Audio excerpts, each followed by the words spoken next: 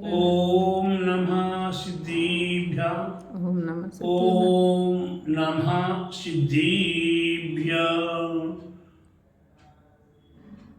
नीर निधि सिधीर हो, वीर बने गंभीर।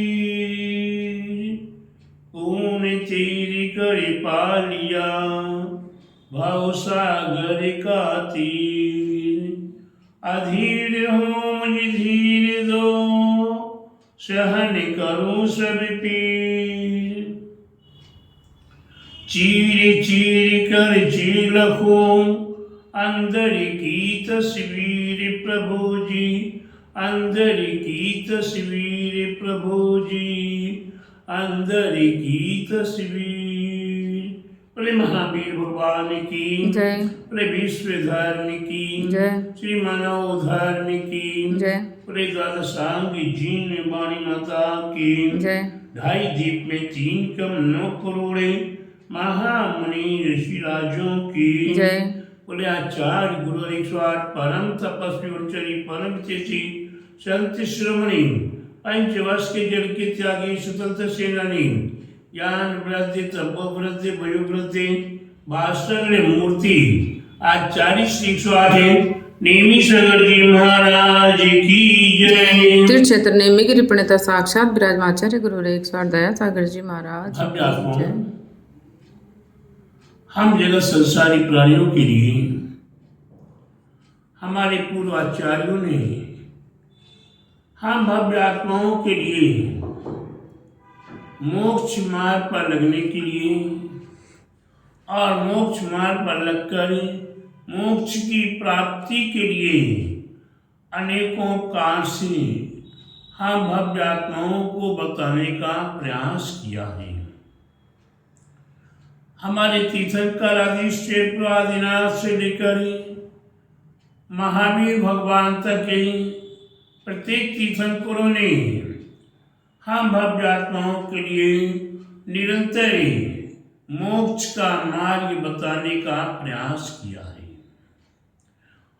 और वह मोक्ष का मार्ग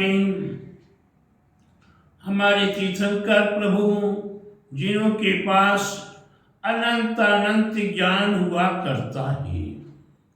राधा दीदी कितना ज्ञान होता है? अनंत अनंत ज्ञान हुआ करता है।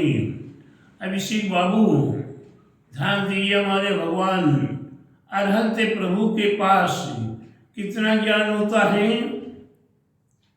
अनंत अनंत ज्ञान हुआ करता है। उस ज्ञान में से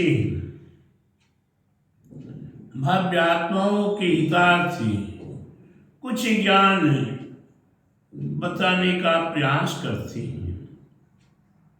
उनके सर्वांग दिव्य देशना से वह दिव्य वाणी प्रतिदिन हर 6 घंटे में 4 बार हर 6 घंटे में 4 बार 48 मिनट वे दिव्य देशना प्राप्त हुआ करती है। ऐसी दिव्य देशना में हर भव्य आत्माएं अपने अपने हितार्थी अपने अपने क्षमता अनुसार ग्रहण किया करती हैं। ऐसे ज्ञान में से हमारे अरहंत प्रभु ने ये बताया, उसे गंधर्व प्रभु ने झेला। गंधर्व प्रभु ने हम भव्य आत्माओं को बताने का प्रयास किया। गंधर्व प्रति गंधर्व आचार्य प्रति आचार्य आदि आदि के माध्यम से आज हमारे पास यह ज्ञान प्राप्त हो रहा है। यह ज्ञान आज ये मेरे लिए मेरे गुरुओं से प्राप्त हुआ है, वे मैं आप भव्य आत्माओं को बताने का प्रयास कर रहा हूँ। अरे भव्य आत्माओं, हर जगत में वैसे तो हमारे आचार्यों ने कहा है मोक्ष मार्ग में ऋण वर्ण और वेद ये हमारे आपके लिए अच्छा नहीं है।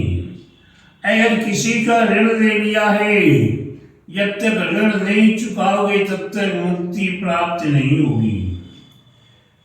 किसी के साथ बैर बांध लिया है, प्यारे बंधु, मुक्ति प्राप्त नहीं होगी। व्रण, अगर शरीर में कोई घाव है, जब तक वह घाव नहीं पूरा हो जाएगा तब तक निर्वाण की प्राप्ति नहीं होगी।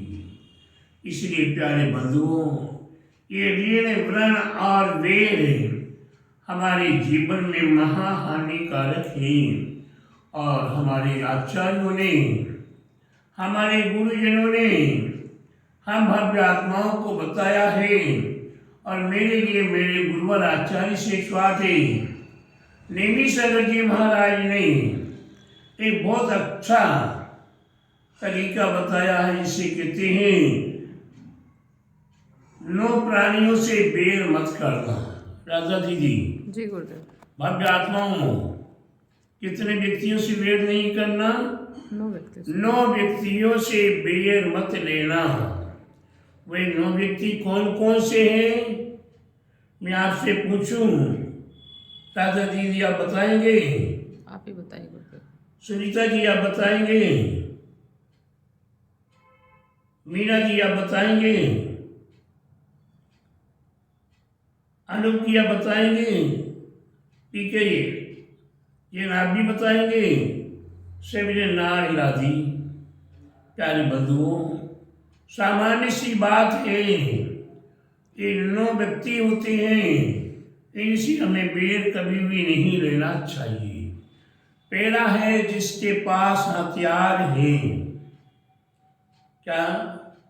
जिनके पास हथियार है, पता नहीं किस समय उसके लिए जोश आ जाए, रोष आ जाए, या दिल में कौन सी बात चुभ जाए, वह हथियार निकाले और मार दे।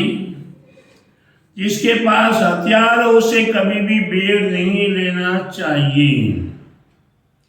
इसके उपरांत दूसरा है भेदी, जिसके पास आपका भेद है, उससे भी आपको कभी बैर नहीं लेना चाहिए। क्योंकि हमारा अगर बैर किसी के साथ है और किसी का हमारे साथ भेद है, हम क्या धंधा कर रहे हैं, हम क्या व्यापार कर रहे हैं, हम कहाँ रुपया रखते हैं, कहाँ पैसा रखते हैं, किससे हमारा क्या क्या व्यवहार है, इस बात को जो जानता है उससे कभी भी बैर नहीं लेना चाहिए। न जाने कब वो हमारा भेद खोल दे। तीसरा है प्रभु से बैर नहीं लेना चाहिए, गुरु से बैर नहीं लेना चाहिए। प्रभु बहुत अच्छे हुआ करते हैं, प्रभु के पास आप जाओ, प्रभु की भक्ति करो, सेवा करो, आपके लिए पुण्य मिलेगा। प्यारे बंधु, प्रभु के लिए मिश्री कहाँ है? क्या कहा राधा? मिश्री। प्रभु के लिए, गुरु के लिए क्या कहा? मिश्री कहाँ है? मिश्री किसी भी रूप में खाओगे कैसी लगेगी? मीठी लगेगी। मीठी लगेगी। लेकिन प्यारे बंधु, जब आपको बुखार चढ़ा हुआ है, मलेरिया का बुखार हो गया है, उस समय पर आपका मुख कड़वा हो रहा है, ऐसे समय पर मिश्री खाओगे तो कैसा लगेगा? वह भी मिश्री कड़वी लगेगी। ठीक उसी कारण से जब आपके मिथ्यात्व का समय आया है, विपरीत समय आया है और आप प्रभु के पास गए हैं, वहां प्रभु के पास जाकर भी आपने प्रभु की भक्ति नहीं की, गुरु के पास आप गए हैं, गुरु को आप बुलाकर लेकर आए हैं, गुरु को आपने बैठा लिया और इसके उपरांत गुरु को भूल गए। घर में मेहमान को बुलाकर बैठा लिया, प्रभु मेहमान हैं और उनकी कदर नहीं की तो क्या होगा? वे मलेरिया के बुखार के समान वह मिश्री कड़वी लगने लगेगी। जब मिश्री कड़वी लगेगी तो महा अनर्थ हो सकता है। इसलिए प्यारे बंधुओं, प्रभु से या गुरु से कभी भी बेर नहीं लेना चाहिए, उनसे कभी मुख नहीं मोड़ना चाहिए। इसके उपरांत मूर्ख व्यक्ति, कौन? मूर्ख व्यक्ति, उससे भी बेर नहीं लेना चाहिए। न जाने कब वह मूर्खता में उतर आए और कब कहाँ आपकी इज्जत बेइज्जत कर दे। इसलिए मूर्ख के साथ भी बेर नहीं लेना चाहिए। तीसरा, धनवंत, जिनके पास धन है, जिनके पास अपार धन है, वो धन के प्रभाव से कब क्या अच्छा बुरा करे कोई भरोसा नहीं है। इसलिए प्यारे बंधु, धनवान से भी बेर नहीं लेना चाहिए। और छठवां कौन है? वैद्य, डॉक्टर, कभी इनसे बेर नहीं लेना चाहिए। एक कौन सी दवाई में क्या कैसा कर दे। इसलिए प्यारे बंधु, वैसे तो डॉक्टरों के लिए, वैद्य के लिए गोड कहाँ है, भगवान कहाँ है, लेकिन न जाने कब बिखर जाए और वेद विरोध हो जाए तो कब कौन सा इंजेक्शन है, कौन सी दवाई, कहाँ अनर्थ हो जाएगा। इसलिए प्यारे बंधु, वेद से भी, डॉक्टर से भी बेर नहीं लेना चाहिए। सातवां, बंधी, जो जेल आदि काट चुका हो, ये जेल में रह रहा हो, कब वह बिखर जाए। जेल से निकल के आने वाला व्यक्ति, उससे बेर लेने पर न जाने कब हमारे साथ वह क्या करने को तैयार हो जाएगा। क्यों कि उसे तो जेल में जाने का कोई भय रहा ही नहीं है। आत्मा है कवि, विद्वान, वक्ता, इनसे भी कभी बेर नहीं लेना चाहिए। न जाने किस कविता के माध्यम से आपकी धज्जी उड़ा दे, न जाने किस प्रवचन के माध्यम से आपकी बेइज्जती कर दे, तब न जाने आपके लिए किस बार का अच्छा बुरा अनर्थ हो जाए। इसलिए कवि से या विद्वान से कभी भी भूलकर भी बेर नहीं लेना चाहिए।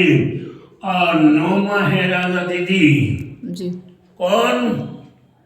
रसोईया, या इसे कहो घरवाली, इससे भी कभी बेर नहीं लेना चाहिए। कब रसोई में क्या मिला के खिला देगी कोई भरोसा नहीं है। इसलिए रसोईया से भी बच के रहना चाहिए। ऐसे 9 व्यक्तियों से हमारे आचार्यों ने कहा कि इनसे भूल कर भी बेर ना लेना। और प्यारे बंधु, मैं अपनी ओर से कह देता हूँ, ये बेर बड़ा बनहारा है। ये बेर बड़ा बनहारा है। ये जग का महा अनर्थ करने वाला है। इसलिए प्रत्येक भव्य आत्माओं को चाहिए कि हमें समता भाव को स्वीकार करना चाहिए। तामस वृत्ति को छोड़कर अपने आप में ही लीन होने का प्रयास करना चाहिए। और अपने में जो लीन होना प्रारंभ करते हैं, उन्हें निरंतर धर्म ध्यान ही अच्छा लगा करता है। ऐसे धर्म ध्यान करने के लिए हमारे आप के लिए हमारे आचार्यों ने पूजा पाठ विधान प्रतिष्ठा अनुष्ठान आदि करने के लिए बताया हुआ है। निरंतर धर्म सभा करने के लिए बताया हुआ है। और बुंदेलखंड में जाकर देखो राधा दीदी, प्रत्येक मंदिरों में साधु संत हो या ना हो, लेकिन पाठशाला निरंतर चला करती है और साथ सभा निरंतर हुआ करती है। सुबह दोपहर शाम 3 टाइम सुबह में विद्वान साथ सभा किया करते हैं।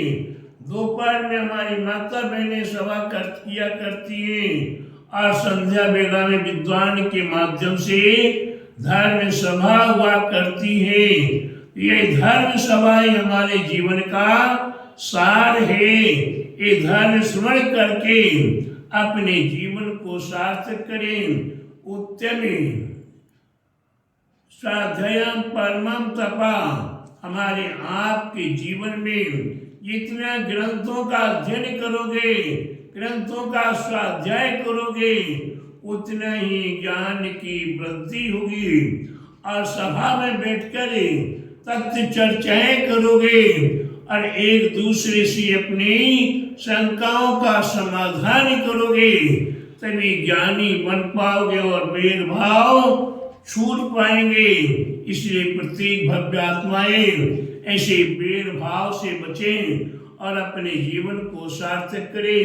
बोले महावीर भगवान की जय।